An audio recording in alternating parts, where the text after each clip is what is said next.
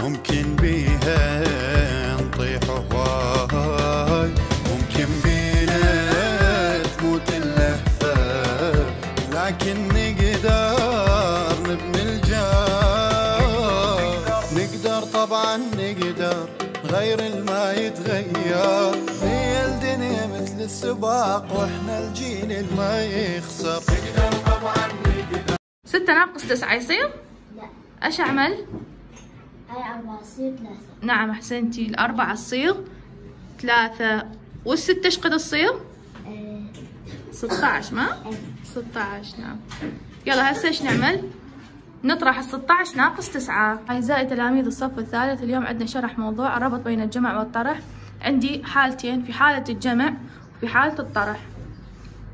يعني أجمع العدد الأول زائد العدد الثاني يساوي لنا الناتج. العدد الأول زائد العدد الثاني يساوي الناتج، هاي في حالة الجمع، يعني بس أجمع الرقمين بعدين أكتب الناتج. التحقق، في حالة التحقق أكتب الناتج وأنقصه من العدد الثاني، يعني بالعكس أنقص هوني الناتج ناقص العدد الثاني يساوي لنا العدد الأول. إذا هاي الملاحظة تقول في عملية الجمع دائما ناتج الجمع يمثل العدد الأكبر بين الأعداد التي أجمعها. في حالة الطرح العدد الأول ناقص الثاني يساوي لنا الناتج. من أريد أتحقق بالتحقق، الثاني عدد الثاني زائد الناتج يساوي لنا العدد الأول. يعني هون نجمع الثاني العدد الثاني مع الناتج، الثاني مع الناتج يطلع لنا العدد الأول.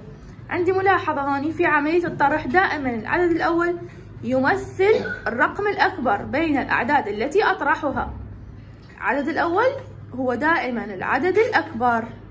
نعم 16 ناقص 9 ايش قد؟ 7. نعم احسنت. يلا ارجع. يلا قتيبة 3 ناقص 1 2. 8 ناقص 3.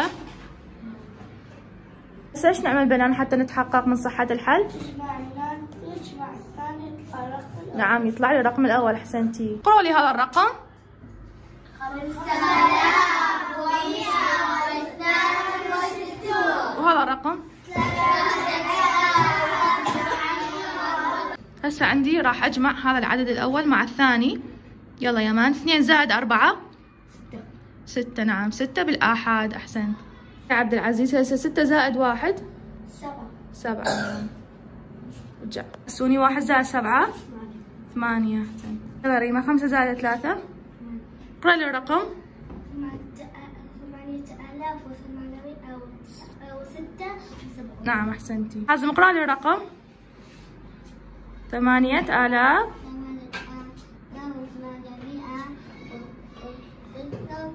أحسنت.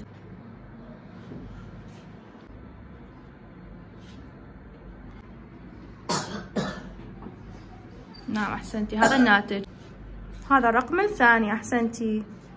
هسه بالناتج ايش نخلي؟ يحيى الرقم الأول. نعم خلينه بالناتج هنوكا. اي نعم بالفراغ الفوق.